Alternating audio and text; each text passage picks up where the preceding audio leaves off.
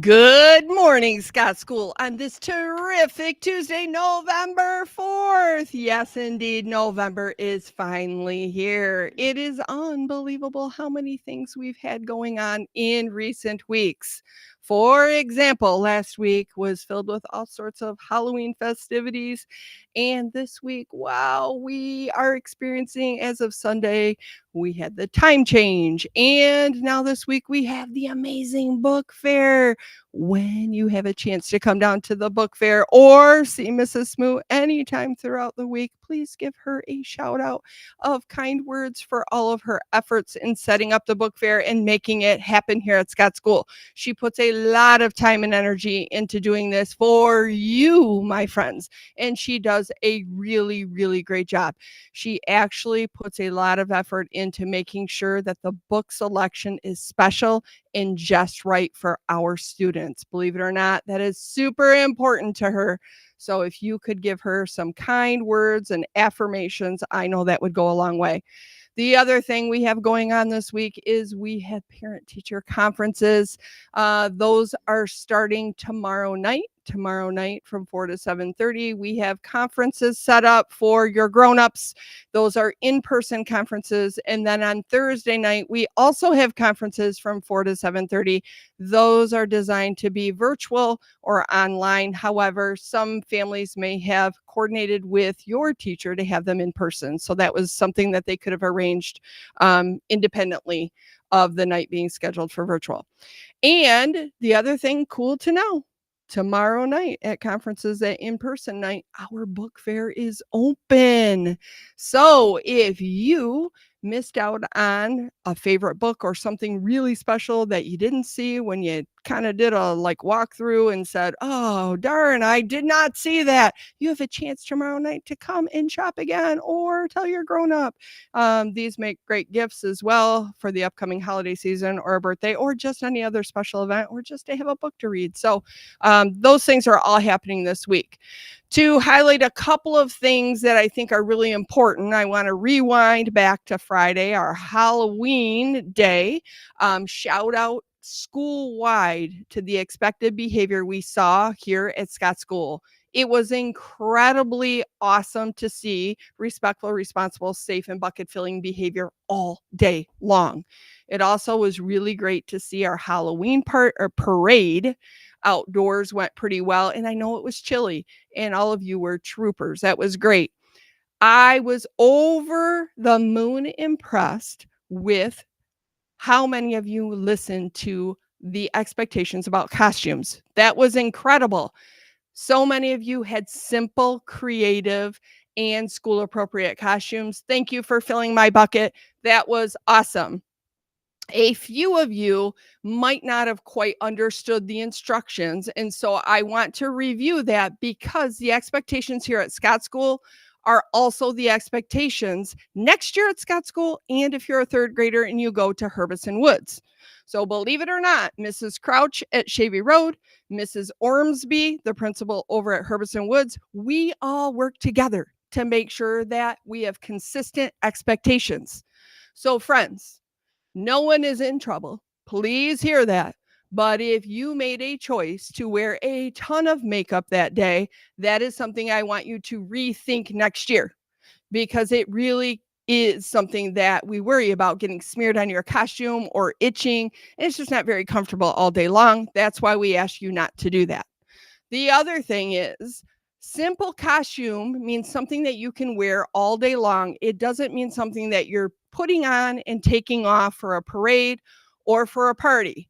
So if you're doing that, maybe save that type of costume if you really love it for outside of school events and wear a simple costume that you don't need to do that here at school.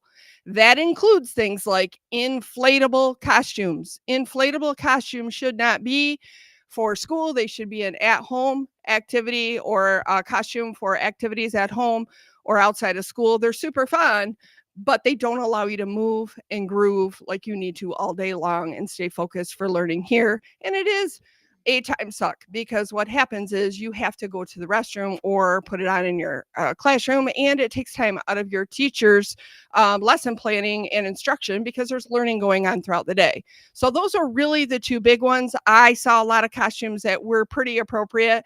I did see they weren't put down costumes, but I saw a few costumes that were far too scary for school. So that's another thing to be mindful of. Those scary ones, if your grown up allows you to wear those, keep those for at home. We want school to feel like a very friendly, safe place for everyone. And what you think is super cool and not very scary, someone else might view very scary. So if you had one of those costumes, also please keep those for home. And if you're moving to Herbison, I'm telling you, friends, these expectations will be the same over there. So listening to that's a big deal. So that's the first thing I wanted to highlight. The second thing I want to highlight, transitioning into this cooler weather, it's here to stay. The warm days are probably gone. Our dress code indicates that if it is 50 degrees or lower outside, you are expected to wear a coat. So, friends, please start bringing a coat to school and putting it on your body. If you choose to not put one on and you have it here, likely an adult is going to ask you to put it on. And if that happens, it should be a yes, ma'am, yes, sir. It should not be a I don't want to, I don't have to. Remember, that is our rule. It is published in our Scott School Handbook for grown-ups, students, and anyone else who wants to get on the World Wide Web and go to Scott School, they can see it too. So 50 degrees or colder, put a coat on it. Okay. And then the final thing, transitioning one last time, excuse me, and that is friends who are getting dropped off in the morning. When you get dropped off, the expectation is you're walking to the front of the building. Did you hear me? Walking. We are not running. We are not speed walking. We are not jogging. And I understand speed walking has walking in it. But if you're walking with speed, it still could be dangerous. We had students who were jogging or running who were falling off the sidewalk into traffic. That is very dangerous. We also worry because kids are trying to race cars to keep up with them. Seems like a cool idea, but friends, not cool at all, because kids are running into other kids and now we have a collision and someone could get injured. The other thing that is happening is with this running, kids aren't seeing that the sidewalk turns. And there are little dips in the sidewalk because over time, the sidewalk, the concrete settles. Someone's going to trip and face plant, bust out a tooth or two. That would be terrible. Or skin up some knees. We don't want to see that happen. So please, please, the expected behavior is get out of your vehicle and you're using walking feet to walk to the front of the building with inbounds bodies, which means your hands are near your body and you're walking safely. So those are my 3 things I want you to put on your radar this week and moving forward. And I know you can do it. And now on to Mrs. Schwartz. She's going to target lots of things as well, including our Fab with Vocab word of the week. Hello, friends. Our word of the week is, wait for it, accelerate, which means to speed up. That is a fun word. You're going to find this one in some of your reading. So this one, it's a little fun illustration with the tortoise and the hare. There's a famous story about them racing. And the tortoise says, I didn't even need to accelerate to win this. Ba-dum-bump. Ha! Because look, you see the hare or the rabbit, it's sleeping. That cracks me up. Just having a nice little chat with the bird.